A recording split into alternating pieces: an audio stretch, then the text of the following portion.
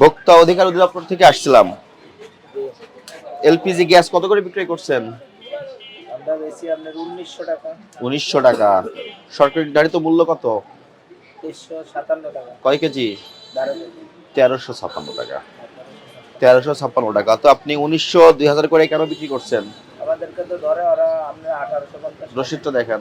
Receipt তো দেয় না ওরা। তো আপনি আপনি কি জানেন মূল্য নির্ধারণ হয়েছে গত 3 তারিখে? হ্যাঁ। সেই মূল্য তালিকা আপনি প্রদর্শন করেন নাই কেন? আর আমরা তো একজনকে পাঠিয়েছিলাম, আপনি দাম চেয়েছেন 2000 টাকা কেন? 12 কেজি 1356 টাকা করে বিক্রি করতে হবে মূসক সহ, এর বেশি নেওয়া যাবে না। ওরা তো আমাকে কমে দেয় না। আমরা আর কোনো অজুহাত শুনতে চাই না। আইন যেটা, আপনাদের ইচ্ছা, আপনাদের ইচ্ছা, আপনারা কি করবেন না করবেন সেটা একান্ত আপনাদের ইচ্ছা, কিন্তু যেটা যে পোর্শনটুকু আইন দিয়ে নির্দিষ্ট করে দেওয়া হবে সেই আইনটুকু মানতে হবে আপনাদের। বুঝতে পেরেছেন? ভিতরে কি গোডাউন আছে আপনার? কতগুলো আছে? তাহলে যারা ধার্যকৃত মূল্যের অধিক মূল্যে গ্যাস সিলিন্ডার বিক্রি করছেন, এটা তো অপরাধ হয়েছে। অপরাধ স্বীকার করেন? তাহলে এটা কি করতে পারবেন আর? বেশি মূল্যে আর বিক্রি করা যাবে না। আপনাকে 1356 টাকা করে বিক্রি করতে হবে এবং রসিদ দিতে হবে, ভোক্তাকে রসিদ দিতে হবে। বুঝতে পেরেছেন? আপনাকে 10,000 টাকা জরিমানা করলাম বেশি মূল্যে সিলিন্ডার বিক্রি করার জন্য। 1356 টাকা রেখে ওনাকে একটা বোতল দেন 12 কেজি।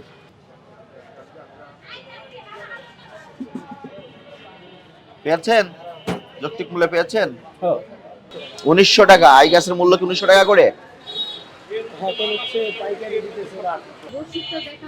রসিদ দেখেন আপনার। তারা আপনার কথা তো বিশ্বাস করবো না। তারা তো আমাদেরকে বলতেছে তারা ন্যায্য মূল্যে দিচ্ছে আপনাদেরকে। কেন বিক্রি করছেন? এটা তো অনিয়ম।